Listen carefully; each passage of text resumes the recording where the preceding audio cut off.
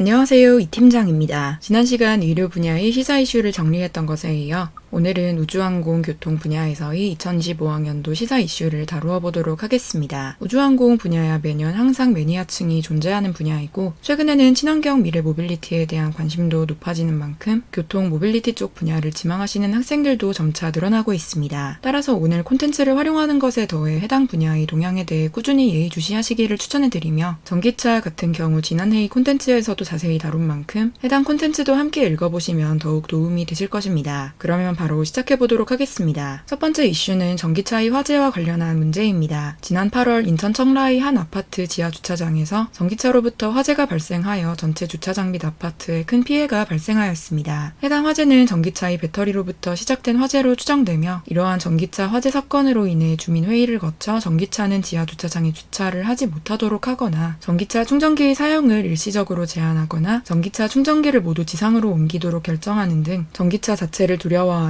전기차 포비아가 더욱 심해지고 있습니다. 작년 우주항공 교통 시사 이슈 콘텐츠에서도 설명해드렸듯 전기차 시장이 초반에 주목받던 것에 비해 조금씩 침체되며 캐즘에 빠져 있는데 그 큰 이유 중 하나가 이처럼 전기차 화재에 의한 안전 우려라고 할 수 있는 것입니다. 이처럼 전기차에 대한 불안이 심화되는 것에 대응하여 현대자동차를 비롯한 여러 자동차 제조사에서는 전기차 배터리 제조사 현황을 공개하였습니다. 인천 청라 지하 주차장 화재 사건에서 불이 난 차량은 벤츠사의 전기차였으며 중국의 CATL 파라시스, 우리나라의 SK-On, LG 엔솔 등이 있지만 인천 화재 사건 차량에 탑재된 배터리는 중국의 파라시스였다고 합니다. 또 정부에서도 지난 9월 6일 전기차 화재 안전관리 대책을 확정하여 발표하였습니다. 자세한 내용은 이 팀장이 콘텐츠 속에 첨부한 링크를 통해서 알아보시되 주요 사항 몇 가지만 정리하자면 다음과 같습니다. 첫 번째로 배터리 제조사, 제작 기술 등 주요 정보를 의무 공개하고 내년에 시행 예정이었던 전기차 배터리 인증제를 앞당겨 올해 10월부터 시험 사업을 실시하며 전기차 배터리에 대한 관리를 강화합니다. 두 번째로 실시간으로 전기차 배터리 상태를 감지 및 경고하는 기능이 전기차 배터리 관리 시스템인 BMS를 개선하고 시스템 보급 확대를 적극 지원하여 배터리 안전성을 확보합니다. 세 번째로 충전량을 제어하여 이중 안전장치 역할을 하는 스마트 제어 충전기 보급도 확대하여 화재를 더 효과적으로 예방할 수 있도록 합니다. 네 번째로 전기차 제조사, 전기차 충전 사업자의 책임보험 가입을 확대하여 화재가 발생할 시 소비자의 피해에 대한 보호를 강화하도록 사업자의 책임을 강화합니다. 다섯 번째로 지하 주차장에서 화재가 발생할 시 스프링클러가 제대로 신속히 작동할 수 있도록 소방시설을 개선 및 점검하고 지하 주차장 내부에는 방화 성능이 있는 소재를 사용하도록 관련 법령을 개정합니다. 해당 대책들의 경우 인천 전기차 화재 사건 등으로 인해 심화되는 국민들의 불안을 해소하려는 정책이라는 목적은 좋고 또 실제로 인천 청라 지하 주차장 전기차 화재 사건에서 발생한 문제가 재발하지 않도록 하는 사항을 여러 담고 있다는 점에서 긍정적입니다. 하지만 실제로 전기차 사용자 및 사용을 고려하는 이들이 가장 걱정하는 문제는 전기차 화재 발생 시 누가 책임질 것이냐인데 이러한 사항이 해결되지 않았다는 점에서 실효성이 있는지에 대한 비판의 목소리도 들려오고 있습니다. 전기차 화재 사건과 관련해 출제 가능한 예상 질문으로는 첫 번째로 현재 전기차 시장이 다소 침체기에 빠져 있는데 그 이유는 무엇이라고 생각하는지, 두 번째로 전기차 배터리 화재 발생 시 그 책임은 어디에 물어야 한다고 생각하는지, 세 번째로 전기차 배터리 화재 발생을 예방하기 위해서 어떠한 방안이 필요하겠는지 등이 있겠습니다. 두 번째는 주행거리 연장형 전기차입니다. 주행거리 연장형 전기차는 사실 처음 등장한 개념은 아니고 이전에 2010년대쯤 잠시 연구 개발되었다 최근 순수 전기차 시장 캐즘에 대응하여 현대자동차가 ERV 개발에 착수한다는 소식에 의해 다시 주목받는 차량입니다. 주행거리 연장형 전기차는 이름 그대로 주행거리를 연장한 전기차입니다. 전기차의 단점 중 하나로 한 번 충전한 이후에 주행거리가 그리 길지 않아서 중간중간 충전을 해야 하는데 충전 인프라가 아직 좋지도 않아서 실제 사용이 불편했다는 것이 있었습니다. 이러한 단점을 해결하기 위해 내연기관을 합쳐 주행거리를 늘리는 것이 이 ERV이며 기본적으로 전기로 주행한다는 점에서 전기차와 동일합니다.